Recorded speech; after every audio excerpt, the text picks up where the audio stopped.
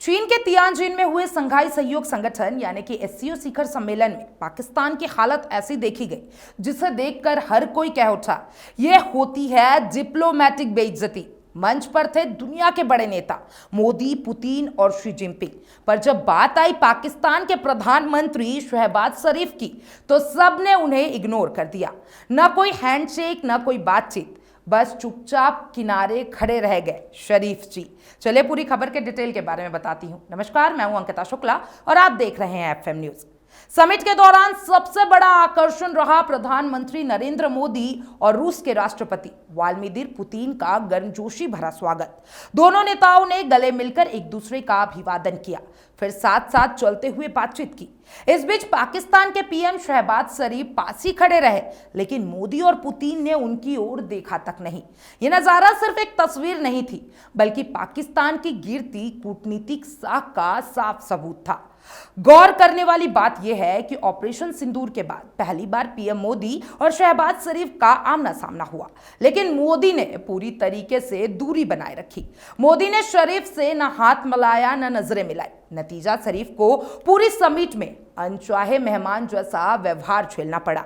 इसी बीच पुतिन, मोदी और Xi Jinping तीनों नेताओं में गजब की ट्यूनिंग देखने को मिली। मुस्कुराहटें और बातचीत से तीनों ने पाकिस्तान को साफ मैसेज दे दिया, अब इंटरनेशनल मंचों पर उसकी कोई अहमियत नहीं बची हुई है।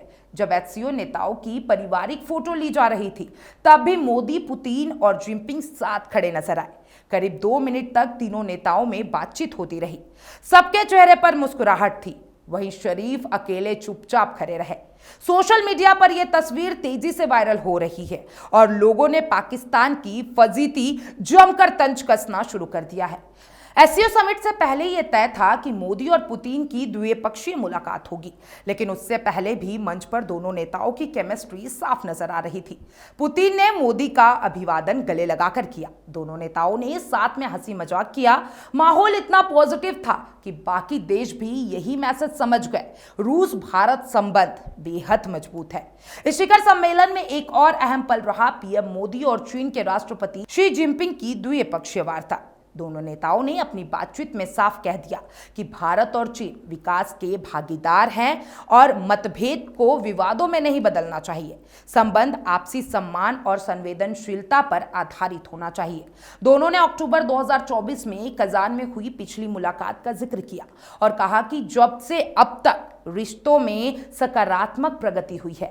मोदी और जिनपिंग ने इस बात पर सहमति जताई कि भारत चीन संबंध सिर्फ दोनों देशों के लिए ही नहीं बल्कि पूरी दुनिया के लिए मायने रखते हैं। उन्होंने बहुध्रुवीय एशिया और बहुध्रुवीय विश्व की जरूरत पर भी जोर दिया। कहा कि 21वीं सदी की वैश्विक राजनीति में भारत चीन सहयोग अहम भूमिका निभाएगा। यानी जहां पाकिस्तान किनारे खड़ा था, वहीं भारत चीन रिश्ते में स्थिरता का नया संदेश दे रहे थे। विदेश सचिव विक्रम मिस्री ने भी साफ कह दिया है कि प्रधानमंत्री मोदी ने एससीओ में भारत का दृष्टिकोण रखा, क्षेत्रीय सहयोग को मजबूत करना और स्थिरता को आपसी विकास पर ध्यान देना, मतभेदों को संवाद से सुलझाना। यानी भारत ने दुनिया को यह मैसेज दिया कि वह सिर्फ अपने हितों की नहीं, पूरे क्षेत्र की शांति और विकास की सोच रखता है। इस समिट ने पाकिस्तान के लिए नई संदेश छोड़ दिए हैं। अंतर्राष्ट्रीय मंचों पर उसकी अहमियत लगातार घट रही है। भारत, रूस और चीन जैसे शक्तिशाली मिलकर सहयोगियों की नई राह बन रही है। पाकिस्तान को कोई गंभीरता से नहीं ले रहा है।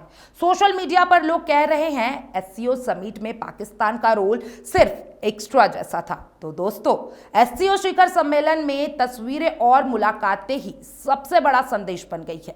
मोदी और पुतिन की दोस्ती ने सबका ध्यान खींचा।